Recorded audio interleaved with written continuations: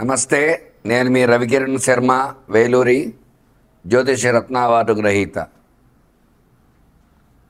August నెలలో ద్వాదశ రాశుల వారికి ఏ రకంగా ఉండబోతోంది, అసలు రాశి సంచారం ఏ రకంగా జరుగుతోంది, నవగ్రహాలు ఎక్కడెక్కడ ఉన్నాయి, ఏ ఏ ఫలితాలు కలుగుతున్నాయి అనే విషయాన్ని గురించి మనం చెప్పబడటం జరుగుతోంది. ఇప్పుడు ముఖ్యంగా నవగ్రహాల్లో రవి సంచారం మొట్టమొదటిగా చూసుకున్నట్లయితే రవి ఆగస్టు 17 వరకు సింహరాశిలో సంచారం చేస్తున్నాడు. తదుపరి కన్యారాశిలో సంచారం చేయడం జరుగుతుంది. ఈ రవి గ్రహాలకు అధిపతి ఆయన సింహంలో సంచారం చేయడం వల్ల పాపగ్రహం అని చెప్పబడుతోంది. ఆ పాపగ్రహం వల్ల కొన్ని ఇబ్బందులు వస్తూ ఉంటాయి. తదుపరి కన్యారాశిలో సంచారం చేయడం ఉంది. సింహరాశ్యాధిపతి రవే కాబట్టి రవి స్వక్షేత్రంలో ఉన్నాడు కాబట్టి సింహరాశి వారికి కొంతవరకు మిశ్రమంగా అనుకూలంగా ఉంటుంది. తదుపరి కన్యారాశిలో సంచారం చేయడం జరుగుతుంది. కన్యారాశ్యాధిపతి బుధుడు కాబట్టి బుధుడికి రవి మిత్రుడే కాబట్టి కన్యారాశి సంచారం కూడా కొంచెం అనుకూలంగా ఉండే అవకాశాలు ఇదే ఉన్నాయి. తదుపరి చంద్రుడు రెండవ గ్రహం. ఈయన నక్షత్రాన్ని బట్టి ప్రతిరోజు మారుతూ ఉంటాడు కాబట్టి నక్షత్ర సంచారాన్ని బట్టి ఈ యొక్క చంద్రబలం అది చూసుకోవడం అనేది మనకు జరుగుతూ ఉంటుంది. మరి కుజ సంచారం చూసుకున్నట్లయితే కుజుడు ఈ ఆగస్టు నెలలో తులారాశిలో సంచారం చేయడం జరుగుతుంది. తులారాశ్యాధిపతి శుక్రుడే అయినప్పటికీ కూడా ఈ కుజుడు వ్యాపార కారకుడు కాబట్టి తులారాశి వారికి అనుకూలతలు ఉంటాయి. అలాగే బుధుడు తదుపరి గ్రహం సింహరాశిలో సంచారం చేస్తుంది.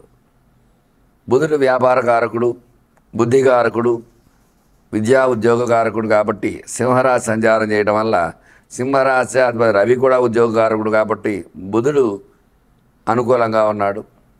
అట్లాగే తదుపరి బృహస్పతి యొక్క గురు సంచారం కర్కాటక రాశి సంచారం.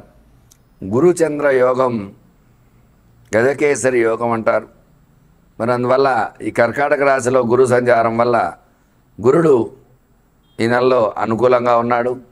తదుపరి శుక్రు సంచారం శుక్రగ్రహం అనుకూలతలు చూసుకున్నట్లయితే శుక్రుడు కర్కాటక రాశిలో సంచారం చేస్తున్నాడు.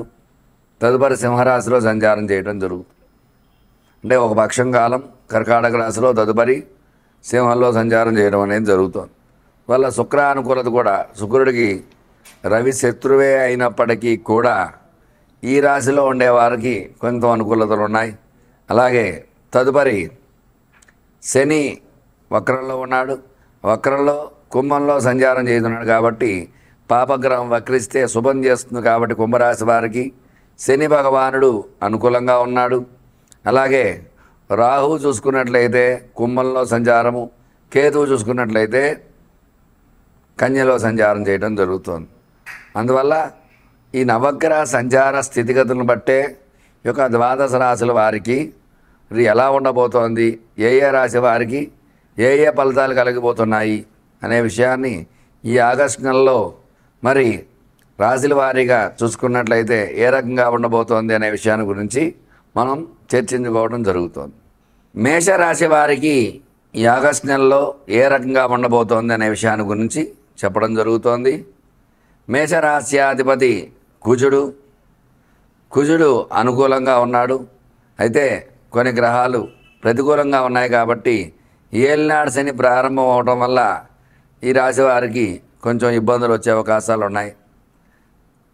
ఆరోగ్యపరంగా చూసుకున్నట్లయితే కొంచెం అనారోగ్య సమస్యలు వస్తూ ఉంటాయి. తగు జాగ్రత్తలు వహించాలి ఆరోగ్య విషయంలో. అలాగే వ్యాపారపరంగా చూసుకున్నట్లయితే వ్యాపారంలో మెలకుగా ఉండాలి. అప్రమత్తంగా లేకపోతే వ్యాపారం నష్టమయ్యే అవకాశాలు ఉంటాయి. తగు జాగ్రత్తలు వహించవలసి ఉంటుంది.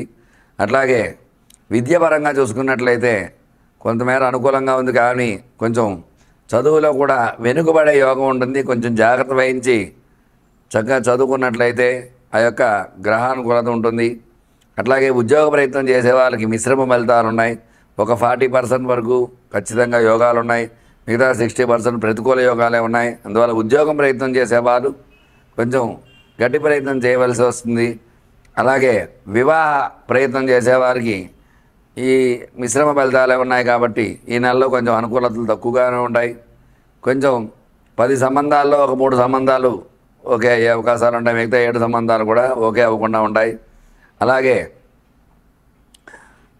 వ్యవసాయ పరంగా చూసుకున్నట్లయితే వ్యవసాయ రంగం కూడా అనుకూలంగా ఉంటుంది.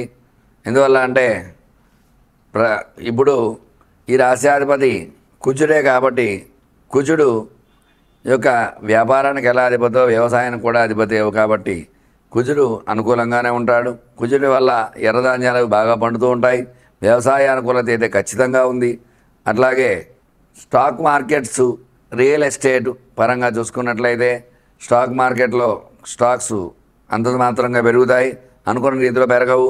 ఒకవేళ పెట్టిన వారు ఇబ్బందులు పడుతూ ఉంటారు, నష్టపోయే అవకాశాలు ఉంటాయి, తగు జాగ్రత్త వహించాలి.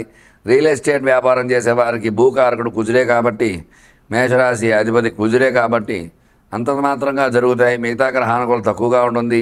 ఎందువల్ల అంటే ఏలినాటి శని ప్రారంభం వల్ల అనుకున్న రీతిలో సక్సెస్ లేకపోవడం, ఇబ్బందులు పడుతూ ఉండడం, ఇట్లాంటి అవకాశాలన్నీ రియల్ ఎస్టేట్ పరంగా చూసుకున్నట్లయితే ఉంటాయి. అలాగే మొత్తం మీద చూసుకున్నట్లయితే కోర్టు వ్యవహారాలు ప్రతికూలంగానే ఉంటాయి. కోర్టు తీర్పులు అనుకూలంగా వస్తాయనుకున్న వారికి అక్కడ వాయిదాలు పట్టము, ప్రతికూల యోగాలు ఉంటాయి. ఇటువంటి ఇబ్బందులు పడే అవకాశం ఈ రాశుల వారికి, ఈ యొక్క మేషరాశి వారికి ఖచ్చితంగా ఉంటుంది. కొంచెం జాగ్రత్త వహించాలి. అట్లాగే రాజకీయ పరంగా చూసుకున్నట్లయితే రాజకీయ నాయకులు కూడా ప్రజల మన్ననలను పొందడం కొంచెం కష్టంగా ఉంటుంది. ఎందువల్ల అంటే ఇచ్చిన వాగ్దానాన్ని నెరవేర్చుకోకపోవడం వల్ల కొంచెం ఇబ్బందులు పడుతూ ఉంటారు రాజకీయ నాయకులు. సినీ వ్యవహారంలో ఉండే వాళ్ళకి మిశ్రమం వెళ్తూ ఉంటాయి. సినిమా హిట్ అవుతుంది అనుకున్నవన్నీ కూడా కొంచెం మిశ్రమంగా ఆడడం వల్ల ఇబ్బందులు పడుతూ ఉంటారు. సినీ రంగం కూడా అంతంత మాత్రంగా ఉంటుంది. అట్లాగే మొత్తం మీద చూసుకున్నట్లయితే ఈ రాశి వారికి విద్యాపరంగా, ఉద్యోగపరంగా ఏ రకంగా చూసుకున్నా మిశ్రమ ఫలితాలే వస్తాయి. కాబట్టి ఈ రాశివారు ముఖ్యంగా చేయదగ్గ పని ఏమిటంటే వీళ్ళు మంగళవారం నాడు ఆంజనేయ స్వామి చుట్టూ 21 ప్రదక్షిణాలు చేసి సింధూరార్చన చేసి నిమ్మమాల 21 నిమ్మమాల ఆంజనేయ స్వామికి సమర్పించినట్లయితే ఖచ్చితంగా ఈ రాశివారికి అనుకూలతలు వచ్చే అవకాశాలు ఉన్నాయి. చూశారు కదండి. ఈ యొక్క రాశివారికి ఎలాంటి సందేహాలు ఉన్నా సరే స్క్రీన్పై నా నెంబర్ రోల్ అవుతూ ఉంటుంది. నన్ను సంప్రదించినట్లయితే ఖచ్చితంగా మీ జాతక సమస్యలు, విద్య, ఉద్యోగ సమస్యలు, ఎలాంటి సమస్యలు అయినా సరే పరిష్కారం చక్కగా చెప్పబడుతుంది. జాతకాన్ని క్షుణ్ణంగా పరిశీలించి ఏ ఇబ్బందులు ఉన్నా సరే ఆ ఇబ్బందుల నుంచి తొలగడానికి ఖచ్చితంగా అవకాశం ఉంది. నేను మీ రవికిరణ్ శర్మ, వేలూరి, జ్యోతిష్యరత్న అవార్డు గ్రహీత. మీ జాతకంలో ఎలాంటి ఇబ్బందులు ఉన్నా వాటికి చక్కటి పరిష్కారం చేయడం జరుగుతుంది. విద్యాపరంగా చదువు కావట్లేదా పిల్లలు, దానికి ఏం చేయాలి, ఉద్యోగ ప్రయత్నంలో ఉద్యోగాలు రాకపోవటము, ఉద్యోగాలు సబలీకృతం కాకపోవటము, అట్లాంటి వాటికి పరిష్కారం ఉంటుంది. వివాహం కావట్లేదా, వివాహానికి ఏం చేయాలి అనే పరిష్కారం ఉంది. అలాగే సంతాన సమస్యలు, సంతానం ఇంకా కలగలేదు, వివాహమే 5-6 సంవత్సరాలైంది, 10 సంవత్సరాలైంది అనే వారికి కూడా ఏం చేస్తే సంతానం కలుగుతుంది అనే విషయాన్ని గురించి జాతకంలో పరిశీలించడం జరుగుతుంది. అట్లాగే వ్యాపారపరంగా వ్యాపారంలో నష్టాలు వస్తున్నాయా, దానికి ఎటువంటి యంత్రాలు పెడితే బాగుంటుంది, ఏం పరిహారం చేయాలి అనే విషయం గురించి చెప్పడం జరుగుతుంది. వ్యాపారపరంగా స్టాక్ మార్కెట్స్, రియల్ ఎస్టేట్ రంగంలో కూడా ఎలాంటి ఇబ్బందులు ఉన్నా సరే వాటికి చక్కటి పరిష్కారం అన్ని రంగాల్లో కూడా విద్య, ఉద్యోగము, వ్యాపారము, ఆరోగ్యము,